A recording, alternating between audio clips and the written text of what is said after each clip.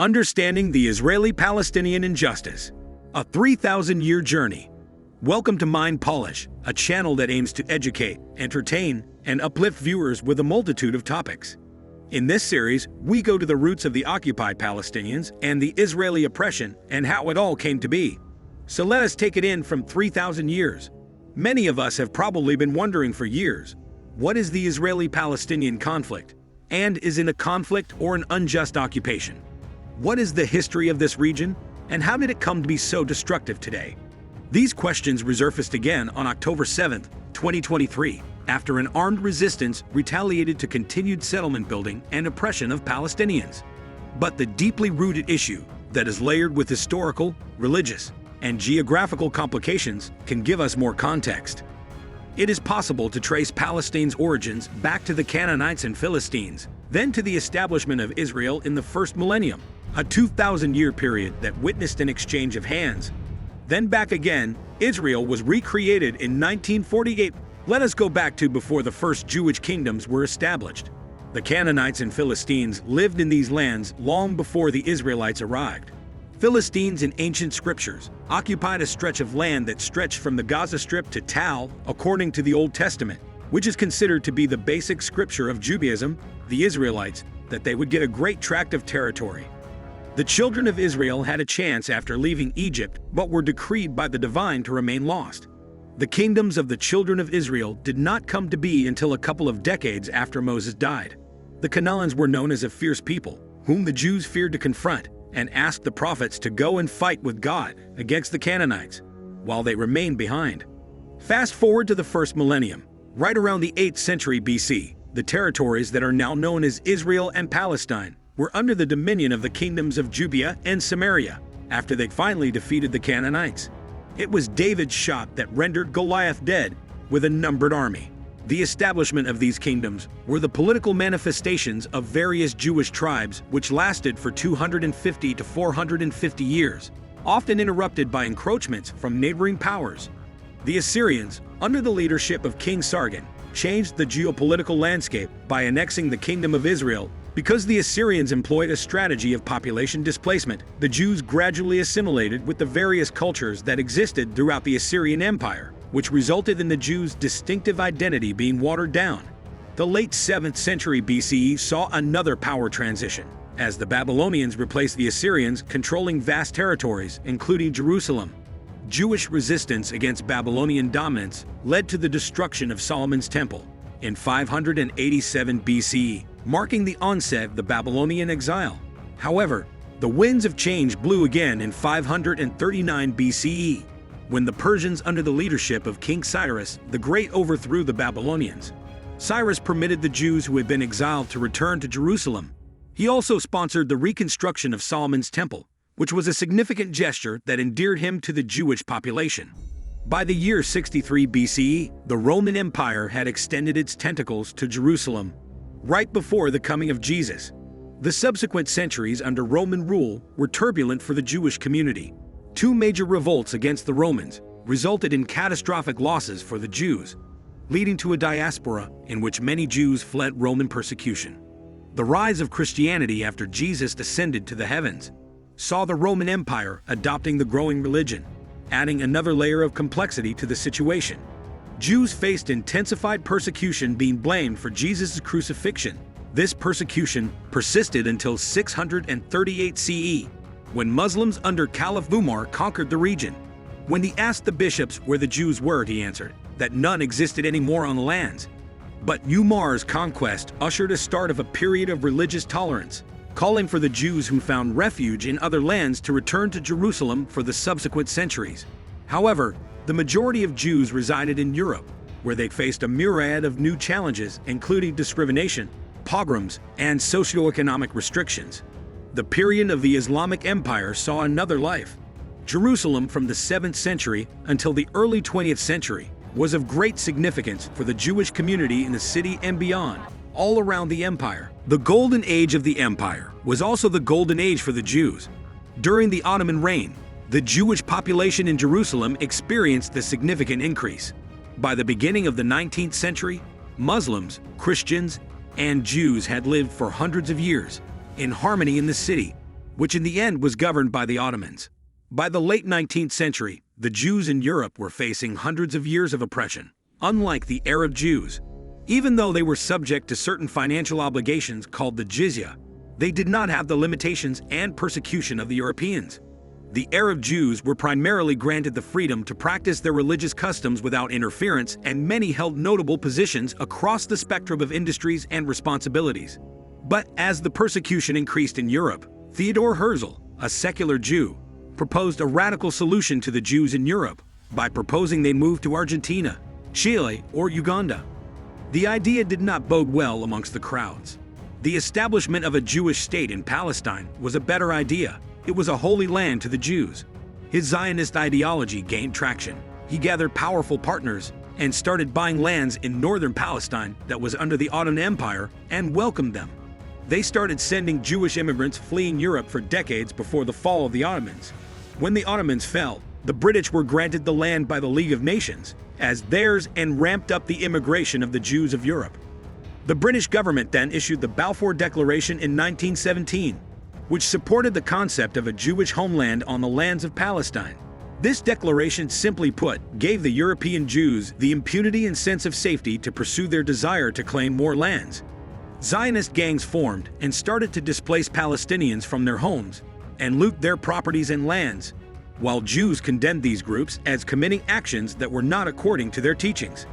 This led to the Arab Revolt, which took place between 1936 and 1939.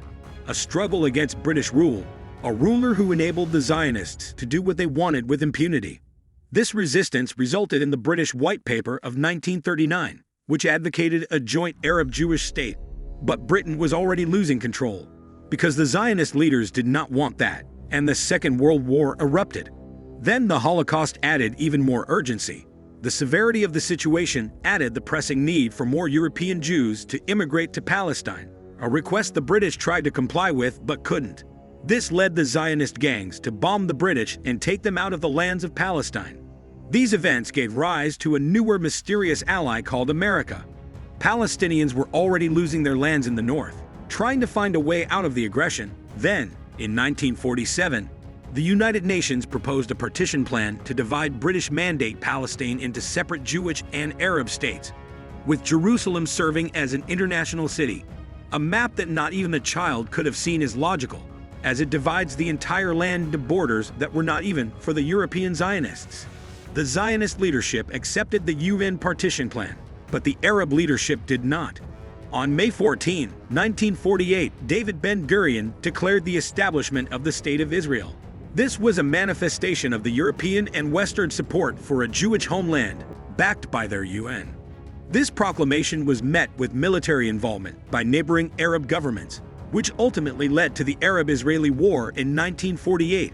By the time the war was over in 1949, Israel had expanded its territory beyond the lines that the United Nations had approved. A huge Palestinian Arab refugee issue was brought about as a consequence of the war. This is where a more aggressive land acquisition started to take place. Throughout the 1950s, Israel, its Arab neighbors, and Palestinian organizations engaged in a string of confrontations and attacks in retaliation against one another. As a result of the tensions, the Six-Day War of 1967 was fought to prevent what was believed to be an attack by Arabs.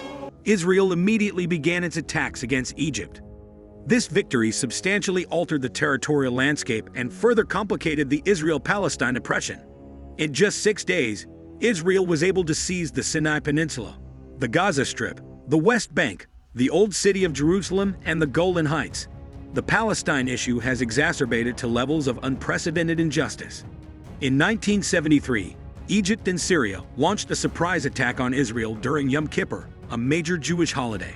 Despite the initial doom they were facing, a savior, America, aided Israel in repelling the attackers. This war led to the development of the Camp David Accords in 1978, which were mediated by the United States President Jimmy Carter. Egyptian President Anwar al-Sadat and Israeli Prime Minister Menachem began negotiating the accords, which resulted in Egypt formally making peace with Israel, and the two nations signing a treaty. As part of the pact, Israel committed in 1979 to withdraw from the Sinai Peninsula, which it had taken from Egypt during the Six-Day War, that took place in 1967. But this did not involve any reparations or solutions to Palestinians. After years of continued oppression against the Palestinians, with the Israeli occupation and settlement growth in the West Bank and Gaza Strip, the First Intifada occurred in 1987. This grassroots uprising included boycotts and large rallies, as well as acts of civil disobedience to the Israeli government. The violent nature of Israel's response attracted the attention of the international community. During the Oslo Accords of 1993, Israeli Prime Minister Yitzhak Rabin and Palestine Liberation Organization leader Yasser Arafat reached an agreement on mutual recognition. The accords proposed a phased withdrawal of Israeli forces from parts of the West Bank and Gaza. This agreement was a significant step towards peace. The failure of Israel to make progress on the promises made in the Oslo Accord led to the Second Intifada, which occurred in the year 2000. In 2005, Israel unilaterally disengaged from the Gaza Strip, evacuating all Israeli settlements in Israel. However, this did not result in peace because Hamas, a Palestinian resistance group, took control of Gaza in 2007. In September 2010, peace discussions were resumed as part of continued efforts to resolve long-standing concerns between Israel and the Palestinian Authority. However, due to Israel's settlement activity in the West Bank, the peace talks almost immediately broke down. Israel has maintained a siege on the Gaza Strip to limit the supply of products and resources to Hamas for 16 years, which Israel and several other nations considered to be a terrorist organization, just like they did with the South African resistance. The Gaza blockade, however, has been met with significant criticism from the international community. Israeli authorities intercepted a flotilla that was attempting to break through the blockade of Gaza in May of 2010, which resulted in the deaths of 9 Turkish nationalists. This incident heightened tensions in the region and caused a decline in trust in the Western world and its hypocritical stance. Rocket assaults from Gaza into Israel, as well as retaliatory airstrikes and gunfire by Israeli forces, have been among the many violent incidents that have occurred during the last 2 decades of the conflict. Major military operations in Gaza took place in 2012 and 2014, resulting in significant loss of life and damage to infrastructure, particularly during Operation Protective Edge of Gaza in 2014. But this was just one of tens of operations on Gaza and hundreds of systematic terrorism against people in the West Bank, with more settlements being built year after year. In 2018, the United States Embassy, as a show of support to Israel, was relocated from Tel Aviv to Jerusalem, which was a decision that was met with great opposition and controversy.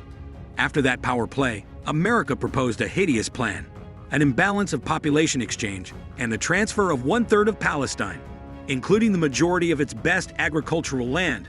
The Palestinians rejected the peace plan that the United States proposed to implement in the year 2020. These tensions ultimately contributed to a full-scale conflict in May 2021 between Israel and Hamas in Gaza.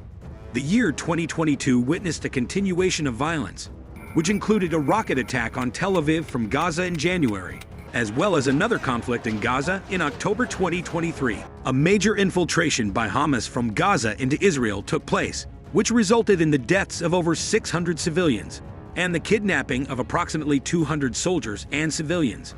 This event intensified the ongoing conflict, which is still ongoing as this video was created. Israel retaliated by launching airstrikes on Gaza on a World War scale, which resulted in the slaughtering of tens of Palestinians, mainly women and children, backed relentlessly by U.S. taxpayer money. U.S.-Israel relations. The U.S. used 15 of its 24 vetoes to support Israel between 1991 and 2011. The U.S. has consistently used its veto power to protect Israel, citing concerns about impartiality in investigations and potential threats to Israeli security. This has sparked criticism for hindering the UN's ability to address the Israeli-Palestinian conflict impartially. The use of veto power, in this context, has been a source of ongoing debate and frustration within the international community. What makes America such a big supporter of Israel is public knowledge. But even the most notable positions of power under the U.S. president are mostly Zionists in power. What else does America have in store for Palestinians is only up for debate. It only seems like they will keep on blindly supporting Israel, even when the majority of the people in the country want more stability and care within their borders. Damages since the October 7th attack. According to Israeli sources, Hamas launched an unprecedented offensive on southern Israeli military positions and communities on October 7, killing over 1,400 Israelis and carrying over 200 prisoners to Gaza. Then, more intelligence and investigations have revealed that most of these civilian deaths were a Hasbara operation by Israel in response to the influx of Hamas fighters who crossed their borders. The same day of the October 7th attack, Israel bombarded Gaza, killing over 8,000 people, 40% of them children. Since then, it has destroyed Gaza's health sector, places of worship, and infrastructure, and then strengthened its chokehold siege by cutting off fuel, water, and food, which are war crimes under international humanitarian law. UN experts warn Israel of their genocidal war. Western media have reported extensively on Israeli families' anguish, but have misinformed, understated, and misrepresented the Palestinian slaughtering taking place, as though Palestinians don't matter. Conclusion: the Israeli occupation of Palestine and endless oppression is not too complex, as we take a look at its rooted historical, religious, territorial, and political factors. Originating in the late 19th century with the Zionist movement, it revolves around national aspirations and territorial claims that go back 3,000 years. Israelis stress historical ties and security needs, while Palestinians' ancestral ties and emphasize self-determination as well as the impact of displacement. But the world has seen. If you've watched this far, please share your thoughts in the comments box below for more fascinating subjects. Thank you for watching. Please make sure to subscribe to our YouTube channel for more videos.